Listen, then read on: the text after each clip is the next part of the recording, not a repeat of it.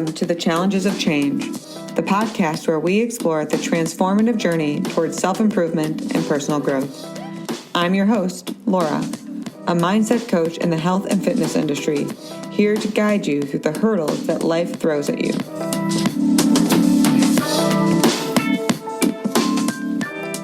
In each episode, we'll delve into practical strategies and insightful discussions to help you manage stress, regulate your emotions, upgrade your mindset, and ultimately reclaim your sense of worth.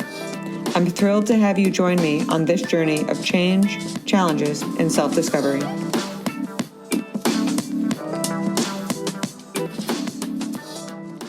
Welcome back to another episode of the Challenges of Change. And today you might have to bear with me as I'm recovering from laryngitis, so my voice might be dipping in and out. But this topic keeps showing up in my coaching sessions, and it just feels like the universe is trying to get me to tell you about it. And it's this idea of once I get there, then blank. I have heard people use this as an excuse. And if I'm being very honest, even I've used it as an excuse for years. Originally, I heard it in my training practice. Once I get to this weight, then I'll blank. Then I'll be comfortable in my body. Then I'll be strong. Then I'll be secure. Fill in the blank. I hear it all the time when people are talking about work. Once I get through this project, then I'll be healthy. Once I get over this personal challenge, whatever it might be, then I'll be able to invest in me. And what this line is, once I get blank, then blank, is an ego line. It's a way we justify and convince ourselves that we don't have space for whatever it is that we're putting on the side because we feel like we need to invest all of our energy in the primary task.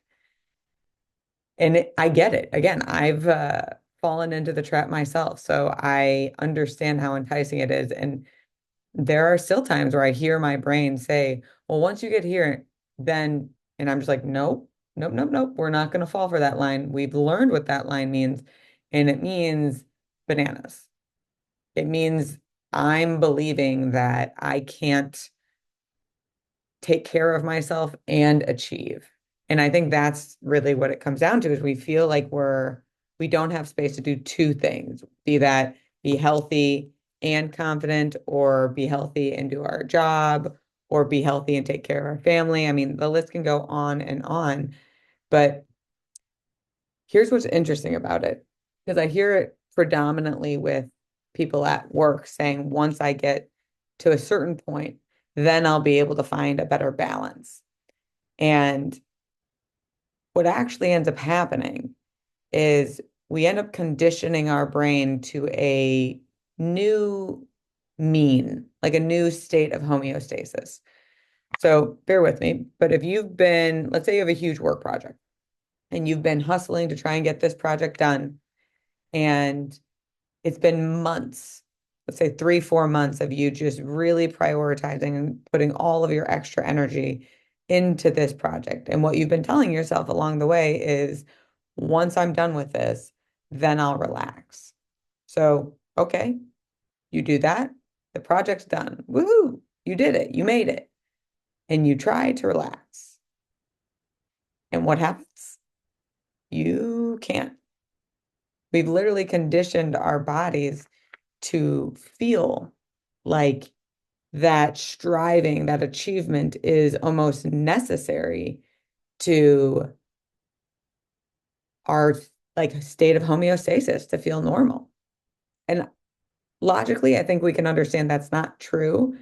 But if you think about after you've had a hustle period, whatever that was for you, and you tried to relax or veg out or just kind of take it back a notch, I would guess within 2 weeks, maybe sooner, you are already feeling uncomfortable with the lack of quote unquote doing.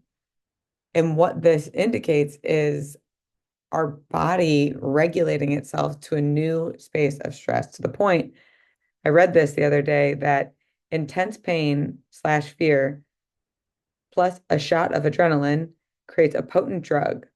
Scientists have shown that stress alone can increase the release of dopamine in the brain's reward pathway, leading to the same brain changes seen with addictive drugs like cocaine and methamphetamine.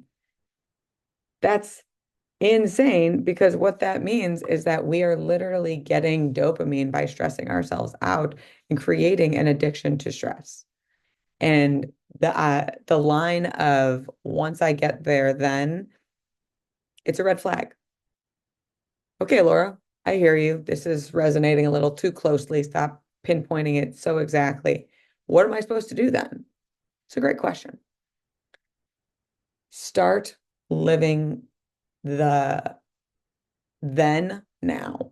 So, for example, if you say, once I'm done with this project, then I'll blank. Whatever that blank is, start doing the blank now.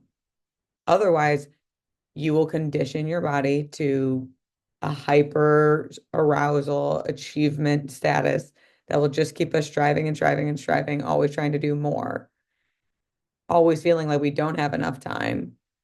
And whatever we told ourselves we'd get then, whatever that blank was, we continue to withhold it from ourselves. Why?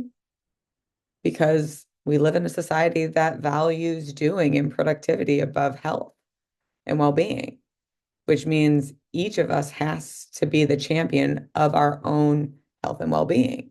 We can't rely on cultural norms to facilitate that. We have to have the boundaries and accountability to ourselves to support the life we want to live. Stress will be a part of your life. We cannot get away from that. But how much stress? That is a choice. If you can invest in your own well-being and be stressed out, okay, that's probably living. But if you're withholding health or withholding well-being from yourself until you get to a certain point, you are going to continue withholding it because that point will never truly arrive because you're telling your brain, my health is always the thing that can go on the questionable list. If I need extra capacity, that's the thing that I'll offload. Not recognizing when we invest in our health and well-being, that's actually the source that gives us energy to perform, to achieve. So we end up depleting ourselves, striving in stress rather than nourishing ourselves to strive through achievement and faith and self-belief and self-esteem and self-assurance. So it's kind of like taking a page out of manifesting in a weird way of start to believe you're doing it now. Start to believe you feel it now. So I'll give you a personal example. I have aspirations with where I hope Change by Challenge, my actual business, can go.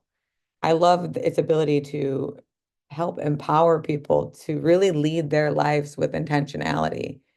And it's been so rewarding. And every time I get to see one of these transformations, it really makes me excited about what's possible in the future. And when I think about what's possible in the future, the main thing that registers in my body is gratitude. Gratitude for this gift and skill that I've been blessed with.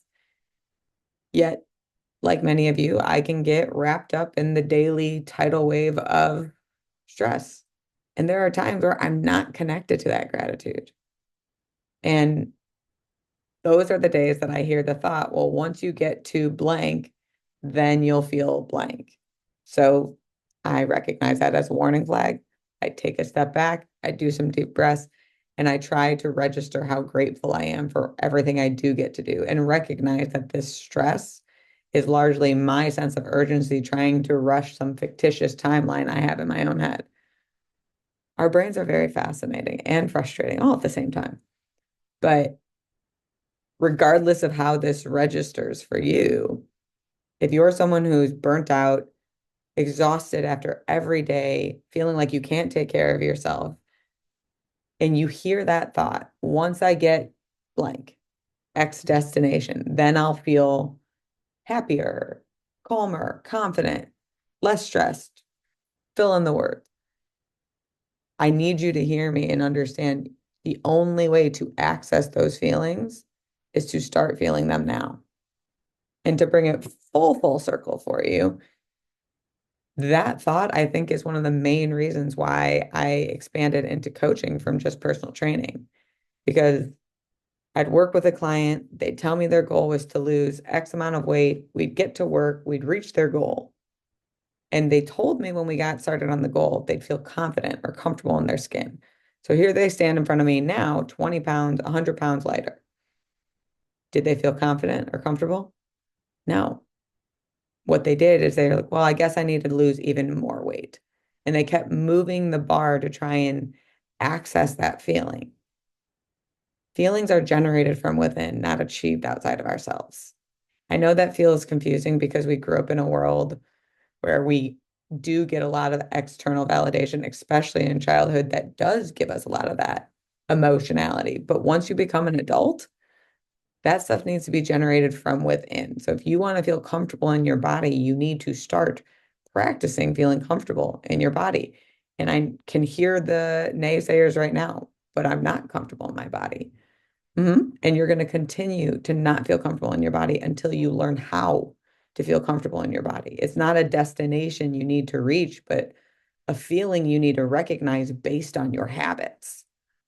So if we want to live well, if we want to live healthy, and we want to experience the emotionality associated with that, then we have to champion ourselves. We have to start actively engaging our mind in connecting those emotions with the habits that breed the success.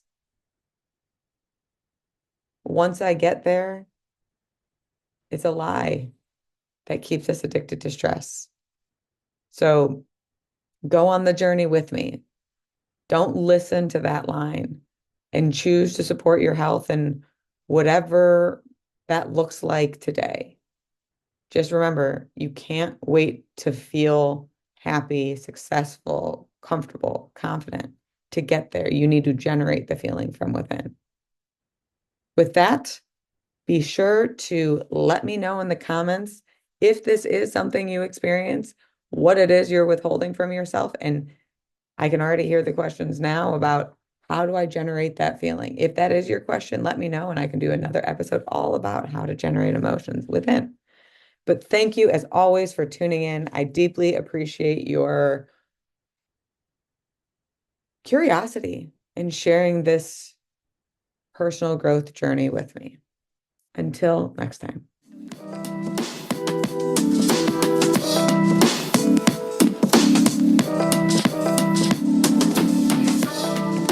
Thank you for joining me on today's episode of The Challenges of Change. If you're ready to stop stressing and reclaim your sense of worth, be sure to visit my website at www.changebychallenge.com.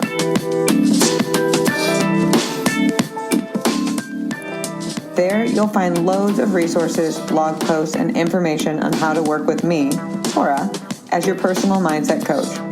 Remember, if it doesn't challenge you, it won't change you.